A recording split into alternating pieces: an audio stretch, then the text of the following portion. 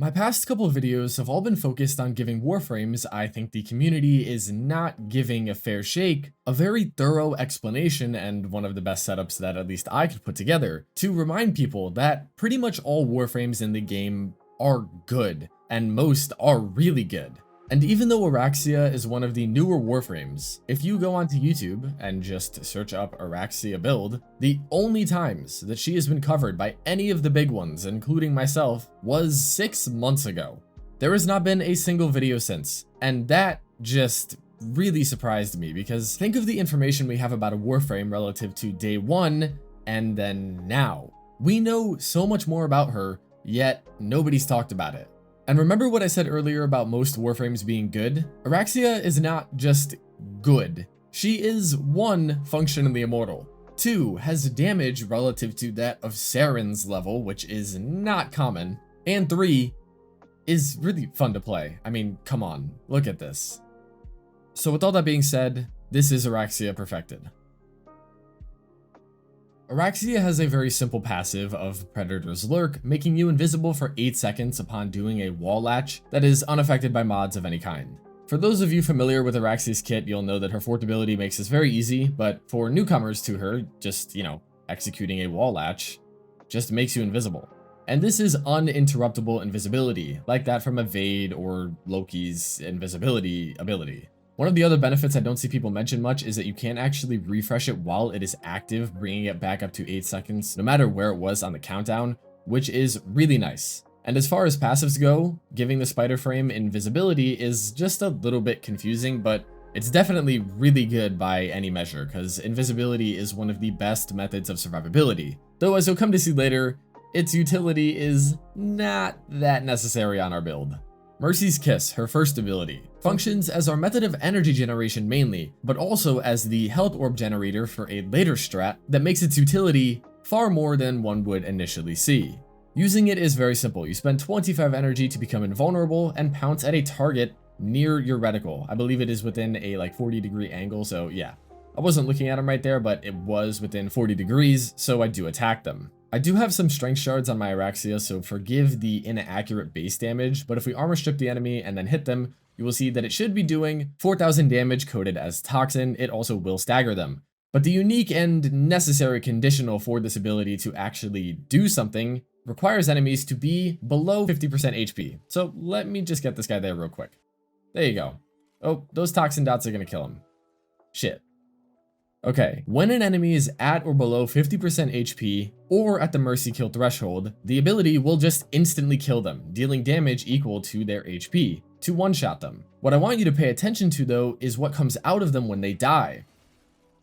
3 health orbs came out of that. And coming over to the ability screen, we see that enemies defeated by this attack have a chance to drop health or energy orbs at very high percentages, being 200% base for health orbs and 50% for energy. Now because these do scale off of the strength stat, and Oraxia loves getting a lot of ability strength, if we throw on just a couple ability strength mods, we are already at 6.5 health orbs on average and 1.5 health orbs from one cast of this ability. And because Equilibrium is going to convert all of those HP orbs into more energy, this is just an infinite energy button. For some housekeeping though, the closest enemy to you that is available to the finisher will have this red aura energy glow. Unfortunately, the marks kind of don't last all the way through walls. If you walk by it quickly, it stays, but if you just stand there for a second, it eventually just doesn't go away. Oh, okay.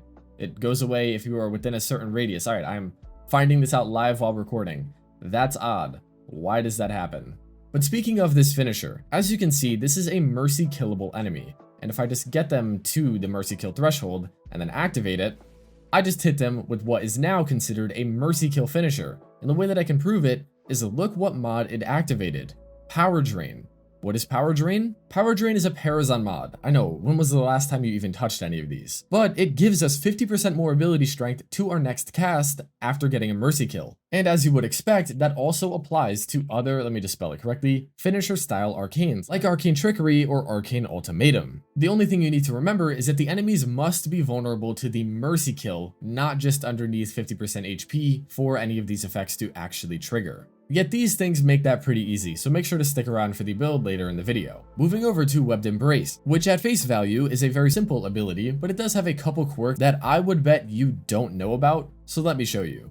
Casting costs 50 energy, you throw a web grenade that explodes on impact, and then covers a base 10 meters with webs for 25 seconds, and all enemies who are within the initial spread radius immediately just get fully encapsulated. Even if I were to turn their AI back on, they can't do anything. I want you to pay attention to the timing here though, because the webs don't immediately cover the area that they do once fully extended, when you cast it. See how it spreads out?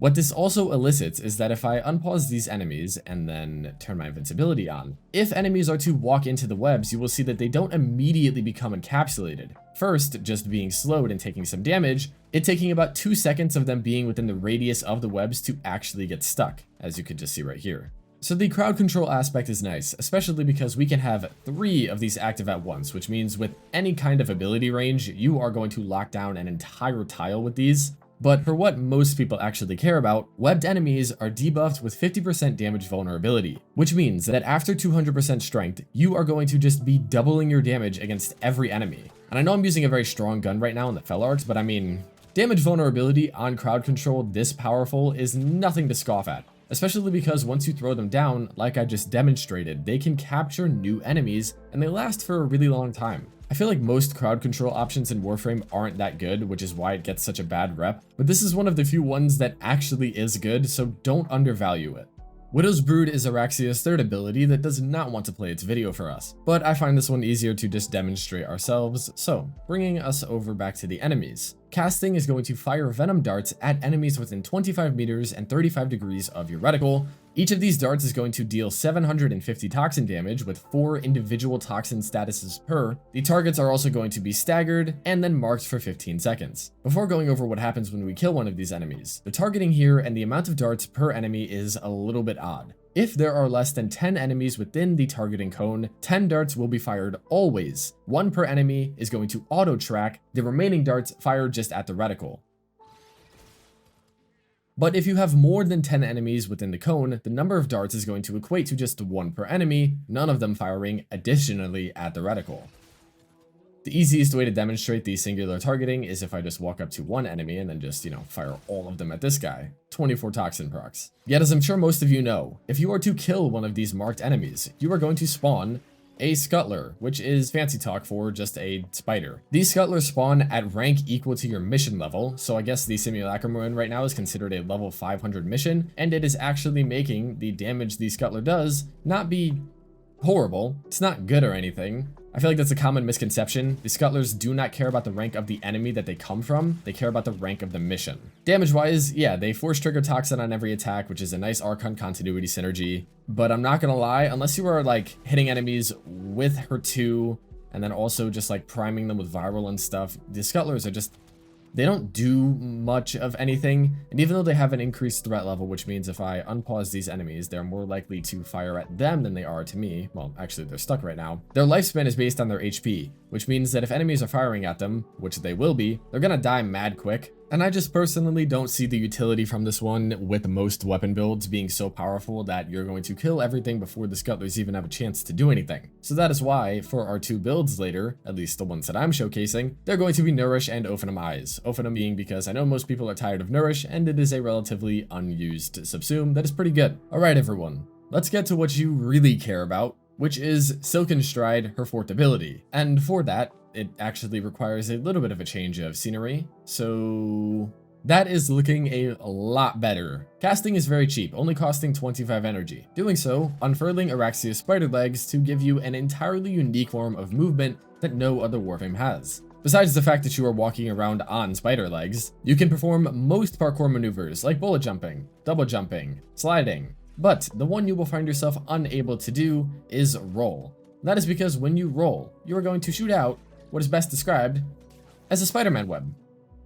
And no, there is no energy cost towards doing this, besides just the drain of the ability. You're gonna be able to just grapple yourself around like Spider-Man. What's happening here is you are launching out what is referred to as a silken thread up to 75 meters long at base, this does scale with range, that upon connecting to a surface will pull Oraxia to it at 70 meters per second. You can grapple to any kind of surface. Grappling to flat ones, like the ones you can walk on, just pull you towards them. But if you grapple to a wall or an upside down horizontal plane, like a ceiling, you will automatically wall latch, which does activate Predator's Lurk, and then just kind of chill here for an infinite amount of time, because unlike normal wall latching, this does not have a duration. Unfortunately, you cannot move while in this state. You can jump off and then like grapple to another place to move, but there is no walking on walls, unfortunately. One can hope that for Oraxia Prime, DE decides to do something crazy and add this. I think it would actually be insane, but yeah, no walking unless you're on flat ground. There is some movement tech here though with the way the slings work. You can actually kind of control the direction you go in by holding like A or D or just like left or right with your controller stick. And this will allow you to kind of slingshot yourself past things if you just press your jump button while also holding forward.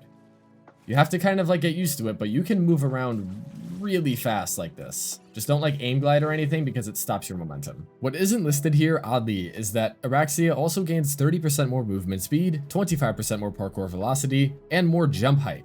Yet this ability does so much more than just give her some cool movement. The biggest benefits being the maximum health multiplier and the weapon damage infusion that this one gives, both of which make her a top tier Warframe in my opinion. If you look in the top right, I have 675 HP, and when I activate Silken Stride, it multiplies it by 2.3 up to 1552. That is a massive HP increase. And if you are familiar with Arcane Persistence, well, know that this is what we're going to combo that with to make Oraxia genuinely immortal. Besides the maximum HP increase though, Oraxia also is going to lace her weapons with venom damage. If you have spent any time playing Cyto 9 and you look in the bottom right, you're going to see the toxin icon and you will immediately know how this is going to work. Every hit from your gun, multi-shot pellets included, is going to trigger a separate instance of damage, scaling at 40% of the initial hit's damage.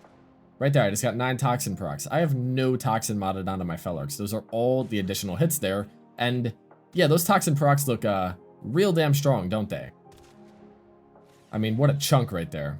The reason this toxin infusion is so strong is because it actually triple dips on faction damage mods and also double dips on toxin damage mods we have applied to our weapon, which might be confusing if you're not super familiar with weapon damage buffs like this, but just know it is really good. Besides that though, when you get a kill, enemies are also going to explode in a tiny little radius for even more toxin damage. And while Archon Continuity, the Archon mod that makes toxin procs trigger corrosive, doesn't work on the weapon infusion shots, the little toxin explosions that come out like those ones, the purple ones, it does work on those, which means that running it is basically a free armor strip if you are getting kills in big groups like this. What I'd say is most important though, is that all of the benefits here are tied to the ability strength value that you have when you cast the ability. Say we have a conditional 300% more strength that we can only use one time. If we use all of this with Silken Stride, we are going to juice it so high that both her maximum HP and her weapon damage buff, which did I tell you gets doubled if you are latched onto a wall, is going to be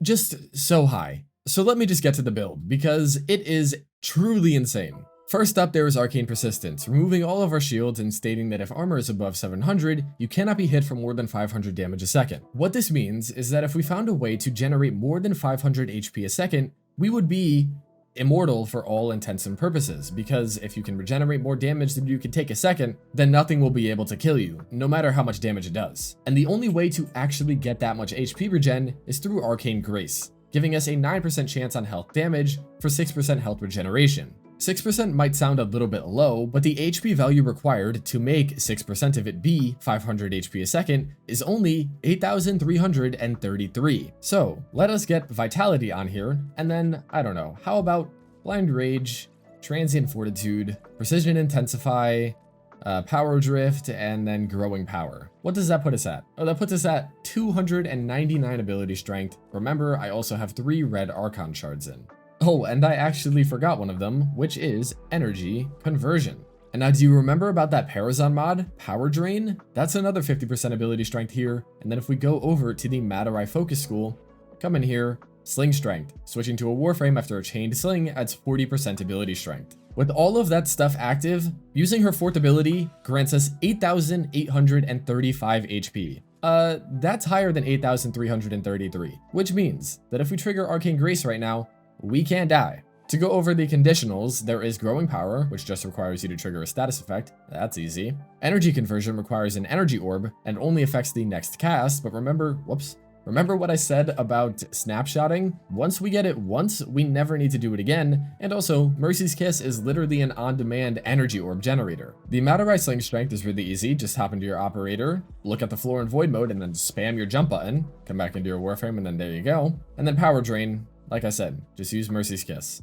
Yet how are we going to achieve the 700 armor required for the Arcane to even activate in the first place? Well, another conversion mod is going to come in here, Health Conversion, stating that health orbs grant 450 armor, stacking up to 3 times. Taking damage will consume a stack after 3 seconds. Again, Mercy's Kiss being an on-demand just orb generator is really nice here because it means that if I get this enemy down, hit them with this, boom, I generate so much HP orbs that I immediately have maximum stacks on health conversion, and I have energy conversion too. Pair this with a companion that has synth deconstruct, and you are never going to run out of health conversion stacks, which give us 1,350 more armor, putting us way above the 700 requirement. And because you can only lose one every 3 seconds, you'll always have this active. To round out the build, Equilibrium is necessary for energy management, like I said before, converting all those HP orbs into energy, and then we are going to run Archon Continuity, purely because the little explosion that we get with kills buffed by Silken Stride is going to trigger Toxin and now Corrosive, though if you don't have this, using Prime Continuity is going to make such a tiny difference, it's not a big deal.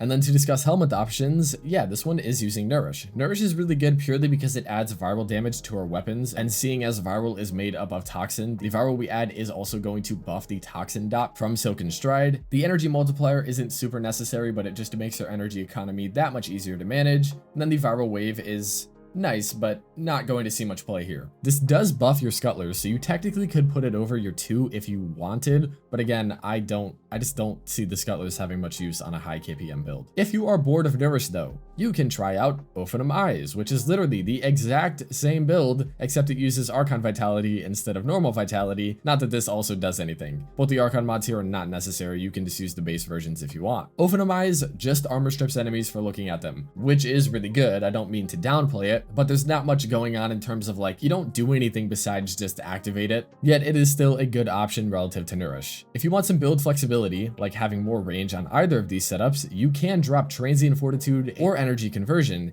if you want to run all Tau Forged ability strength shards and get rid of the plus toxin ones, which I don't recommend, or you can not use the Akbronco, which do have a utility, and instead come over to your Grimoire and then use the Verminsplicer for 60% more ability strength. It isn't permanent, but you can just snapshot it with your 4. Trust me, I would like to talk about the weapons now. But first, here is Zenosfire with probably the most unique Oraxia build that I've seen in a long time. Hey there peeps, Zenosfire here with my take on a bit of a different way to health tank on Oraxia using the new Arcane Persistence for some really nutty levels of survivability and incredible sustainability in missions by utilizing a bit of a hidden mechanic with Oraxia's Silken Stride. On my build, I've replaced our first ability, Mercy's Kiss, with Noko's Bright Bonnet, as our main goal here is to amp up our damage and health values via ability strength. So the extra strength that we're getting from that subsume will end up getting our Oraxia over 11,000 health, and of course also continuously supply her with energy even through the channeled energy drain per second of Silken Stride. With that in mind, how the heck are we going to survive? Because, well, we just removed Oraxia's usual way of surviving, being the health and energy orbs generated from Mercy's Kiss. And of course, how are we activating Persistence? Because we aren't going for health conversion due to that whole less health orbs thing. For the first part, we're using a little bit of lesser known tech with Silken Stride, where if you turn it off while damaged and turn it back on, you'll essentially fully heal like I'm showing here. Because of that and how Arcane Persistence will limit the amount of damage per second that you can take, I think of her health bar as a timer. With 11k health, we're basically unkillable for at least 22 seconds at a time, depending on other sources of healing that you might have in mission. So when you start to get low on health, all you gotta do is turn Silken Stride on and off, and bam, you're good to go for the next 20-ish seconds. As for how we're activating Arcane Persistence, and also of course the build, here we go. Since our main goal here is to amp up our strength as much as possible, we're going with Triple Umbra for their incredible health, strength, and armor, so that we can get Persistence active along with our shard choices. And the extra health and strength from the set bonus plays very well into what we're trying to do here with Silken Stride. We also have Archon Continuity here, so that our Scuttlers and Webbed Embrace will do corrosive as well as toxin status effects to increase our overall damage output with our dots and armor reduction, and of course a bit more duration for the rest of her abilities. I've also gone with Stretch and Cunning Drift for a bit more range for the Bright Bonnet's pulses, Webbed Embrace's radius, and also the explosion radius of Oraxia's weapon buff from Silken Stride.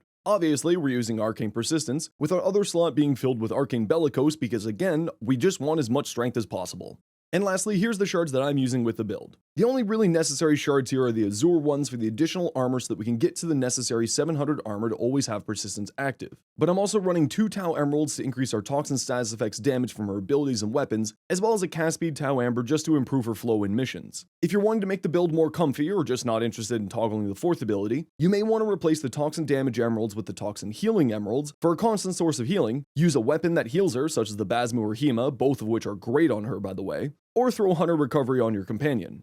As for playstyle, it's a really chill time, running around gunning with some insane toxin damage from Silken Stride, and throwing down your Bright Bonnets and Webbed Embrace once you're in a room that you'll be hanging out in for a bit for their buffs, status effects, and damage amplification, and cast Widow's Brood to get your Scuttlers active for some free additional damage and corrosive spreading through Archon continuity. However, you'll need to do a bit of a casting rotation to get going at the start. What you need to do is pop into your Silken Stride to amp up your health and thus increasing Bellicose to its maximum strength, shoot an enemy to activate Growing Power, then throw down your Bright Bonnet to get its strength buff up, and turn your Silken Stride on and off to lock in that new strength into her health pool, and then you're off to the races. If you really feel like going the extra mile, you can supercharge the Bright Bonnets with the Arbuseb for even more strength that you can snapshot into her 4th ability's health, and as long as you're diligent in keeping your Bright Bonnet's buff active, that supercharged strength value will be constantly refreshed with new castings of Bright Bonnet, snapshotting that extra strength buff as long as you maintain it. And before you ask, yeah, this build is incredible in level caps, which you can see a bit here from my stream when I was testing the build. I found it performs best as a Cascade defender rather than an attacker with the Bright Bonnets and Webbed Embrace's stationary nature, but it's still certainly not bad at attacking, especially with Silken Stride's movement tech giving you some insane speed in the mission to get from objective to objective. A huge thanks to Kyaii for inviting me over to share my build. I hope that you all enjoy it, and let me know in the comments what you think of it. Back to you, Kyaii. Thank you for the feature, bro. Appreciate having you on the channel. If anyone is not subscribed to him, definitely go check him out right now. Link in the description and the pinned comment. He is a real one. Speaking of weapons, though, as many of you would expect, there is the Kuva Sobek. And if you are not familiar with this one, let me demonstrate to you why this is the most popular weapon on Oraxia. That was even not that great of a display. You want to see what it actually does? Let's get a wall latch real quick. Yeah, it just takes one hit, everyone. And if you think these enemies are weak, well, here are some 190 Eximus Leech units. I don't even have Nourish active. Look at those toxin dots. What's happening here is the Acid Shells mod is spreading around the toxin dot that gets forced by Silken Stride to every enemy, but it is triple dipping on faction damage, doing all of that stuff, and it's just, it is extremely strong, especially because the maximum health of the enemy does actually function as the base damage for the toxin dot, but this weapon has been used ad nauseum in every Oraxia video, and I'd say the majority of builds, and most people, because it's also the meta weapon on Saren and Uriel and Cyto9, most people are tired of it. So, what do I recommend instead? The Vermisplicer. This is basically the primary Ocucor, and once you let me stack it up, you'll see that its performance is actually quite good. As a beam weapon, it's already really good with statuses, so it triggers a ton of viral, and then the Forced Toxin also does just crazy damage because multi-shot is going to double dip on it and all that good stuff. And you don't need to aim like particularly well. You'll see that I'm not really looking at the enemies, and even though my kills definitely go a little bit faster if I intentionally aim at their heads, like, it's still hitting them. One of the main reasons I recommend it is because Combustion Beam is like a really weak acid shells, allowing you to spread the toxin around in a massive 18-meter radius, though it will require you to use like Webbed Embrace and definitely have viral on the enemies to actually deal damage. I just think the Vermisplicer is a fun gun, so this is what I run on it. And to cover the Akbronco, the reason we use these is because they are incredibly good for getting enemies to the Mercy Kill threshold, which we can then use to trigger Power Drain, to get some HP orbs, to get some energy orbs. It is like a win-win situation. Akbronco trigger a lot of impact, they trigger a lot of viral, a lot of toxin, all that stuff. Makes them just very good for getting finisher kills. And maybe we should use it on some tankier units, so let's get some Eximus. Yeah, like look at how quickly it gets them to finisher level. But like I said, if you're not interested in using these for finishers, definitely use the Grimoire for more ability strength. You could also be using the Ocucor here, I'll demonstrate this one purely because it is just, you know, it's one of the easiest weapons to use on any Warframe, but Oraxia in particular is just really good with it.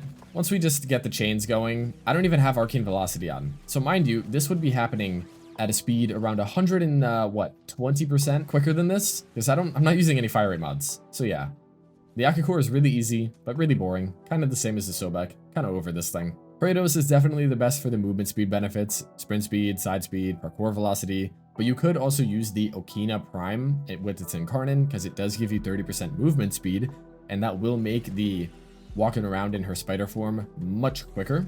That is, if you're not zipping around with her web roll, what the fuck am I talking about? Focus School does have to be Madarai for the Sling Strength, but you could use something else again if you want to substitute the Sling Strength with the Grimoire. I think you just have to make sure that all of your conditionals add up to 618% power strength, and then you are good.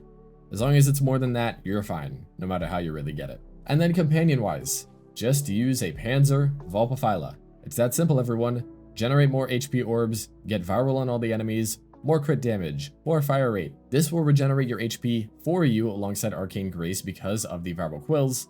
And then Seismic Bond is 30% more efficiency, which really helps our energy economy, not that it was struggling before. Here are the Panzer Claws. Again, I don't think I've changed these since these became moddable. Alright everyone, I think that wraps up Oraxia Perfected. This is a pretty big video, my first collab, and it definitely covers a lot. I mean, this is a long ass video. I'll just give you the fashion because I know people are going to ask for it. We're just running 2 blacks, a red, this gold in particular from the Ember Heirloom, and then just all red energy, all the armor, Eidolon Ephemera, so that when she walks around, it's got like the little steps. It doesn't actually do it while she's in her fort. This is actually the worst thing I've seen all day. But yeah, I hope you enjoyed this one. I will see you all very soon.